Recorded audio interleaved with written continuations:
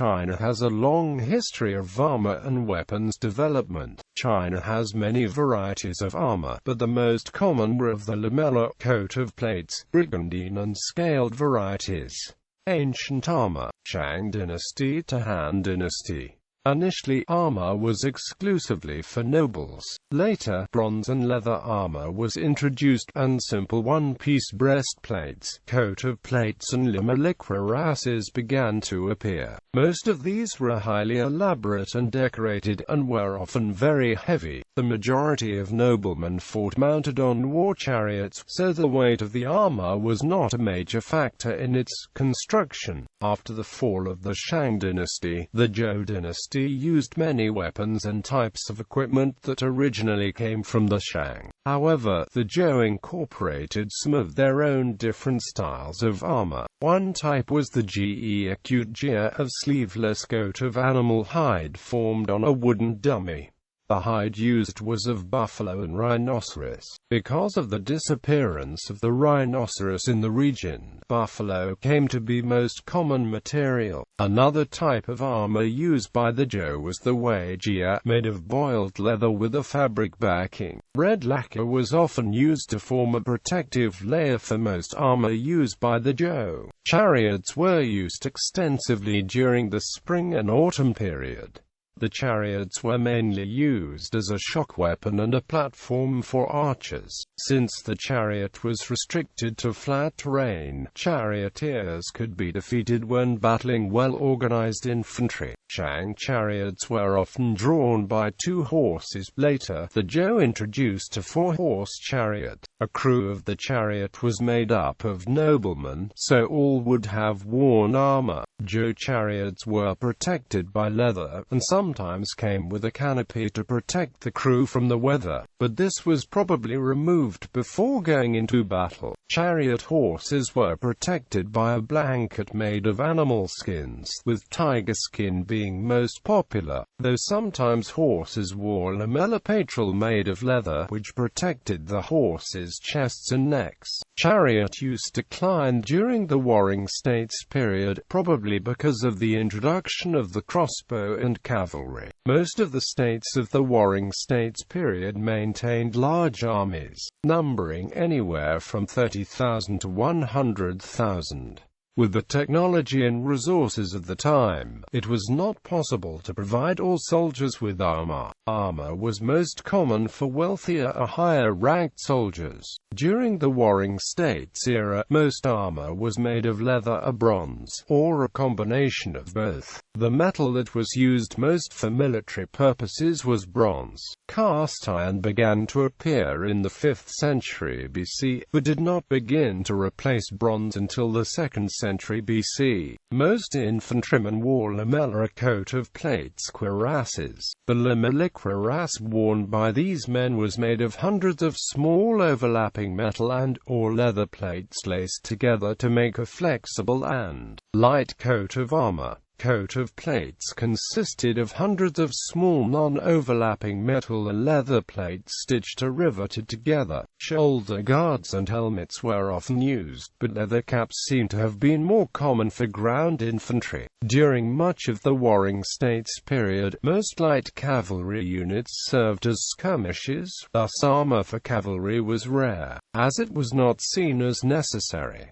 Armor for heavier cavalry tended to be lighter than that of the infantry. Cavalry armor was usually constructed entirely of leather, and lacked shoulder protection. However, during the late Warring States era and the dynasties succeeding it, cavalry armor gradually became heavier and more elaborate. Most evidence for armor development during this period comes from the terracotta warriors of Qin Shi Huang, the first emperor of the Qin dynasty. Some terracotta warriors wore no armor. It is suggested that most were conscripts playing the role of skirmishers as support troops for the chariots. They are armed with crossbows and were usually placed at the front of formations. Because of the early use of crossbow technology, these conscripts may not have need armor for close fighting, instead adapting more mobile tactics similar to rifle or musket shooting by rows of the terracotta warriors thus uncovered. Pit 1 has approximately 61% of the soldiers wearing armor, Pit 2 over 90%, and Pit 3, being in a command compound, 100%. Traces of black paint on these figures suggest that the Qin may have used black lacquer plates to form coat of plates and lamellar for their armor. Many different styles of armor were found, but examples of armors from ancient China are rare. Qin Shi Huang ordered weapons, and probably armor too, to be destroyed by fire. This is likely the reason that so few examples of ancient armor exist today. After the fall of the Qin dynasty in 207 BC came the rise of the Han dynasty in 202 BC. During the Han dynasty, new style of armor such as scale corselet made of leather and/or wine were adopted. During this time period, the primary metal used in armor was iron, and occasionally steel. Early Han soldiers would have used armor and weapons produced during the Qin era. The Han army had armor standardized to meet the need. Armor used by the Han included coats of plates, and lamellar cuirasses made of metal or leather that was suspended over the shoulders by cords. This armor was used by both the infantry and the cavalry. A much heavier and more expensive version, consisting of metal plates laced together, was worn by officers. Shields were used by both infantry and cavalry.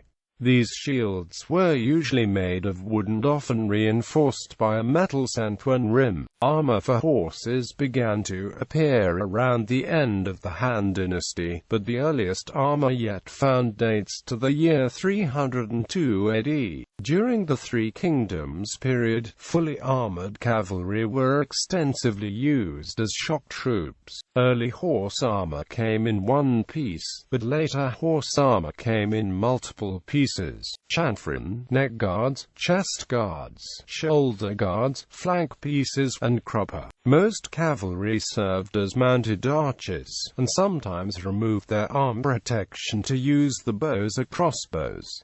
Medieval armor. Mountain pattern armor began to appear during the Tang dynasty and was further perfected during the Song dynasty. This type of armor is made from a multitude of small pieces of iron or steel shaped like the Chinese character for the word mountain. The pieces are interlocked and riveted to a cloth or leather backing. It effectively covers the torso, shoulders and thighs while remaining comfortable and flexible enough to allow movement.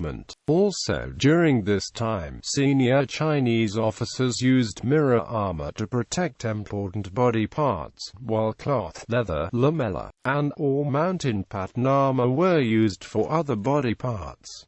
This overall design was called bright armor. Mail armor was introduced to China when its allies in Central Asia paid tribute to the Tang Emperor in 718 AD by giving him a coat of link armor, assumed to be chainmail. China first encountered the armor in 384 AD when its allies in the nation of Kuchi arrived wearing armor similar to chains. Once in China, mail was imported, with the main source being Persia, but was not produced widely. Before the Yuan and Ming dynasties, mail armor was precious, typically belonging to high ranks and those who could afford it, rather than the armor of the rank and file, who used the much cheaper, more familiar, easier to produce, and less laborious to maintain traditional armors such as lamellar armor. These armor types better suited the needs of the Chinese, who had to produce large quantities of armor quickly for the forces in instances of rebellion or external strife. Considering the fact that the mountain pattern armor began appearing in Chinese art at the same time as mail armor and that no surviving examples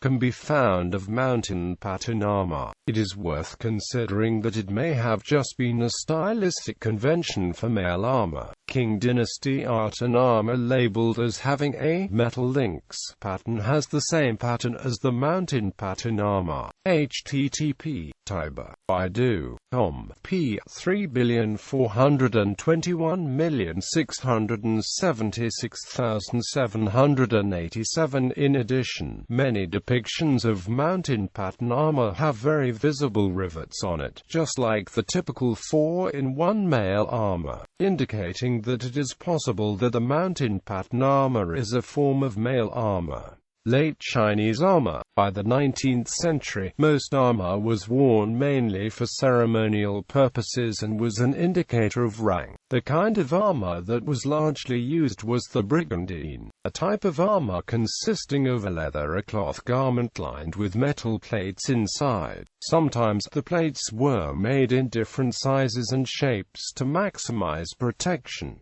The Chinese Brigandine comes in 5 pieces: the vest, pauldrons, skirting, underarm, and groin section. By contrast, the Korean version of this armor is a single piece. Brigandines were first seen in China and Korea in the 12th century AD and were used up to the 19th century. Armor use began to decline after the introduction of firearms, but shields continued to be used. Most Chinese soldiers of the times went without armor of any kind and mostly wore civilian-style clothing. Etymology. There are 2 common Chinese translations for armor, and gai includes the generic character for metal as its radical, while jia does not, thus implying that jia was not made of metal. Jia itself comes from guijia, meaning tortoise shell or ancient armor. Regardless of material, usually said, or gai, or even said, since the Tang Dynasty.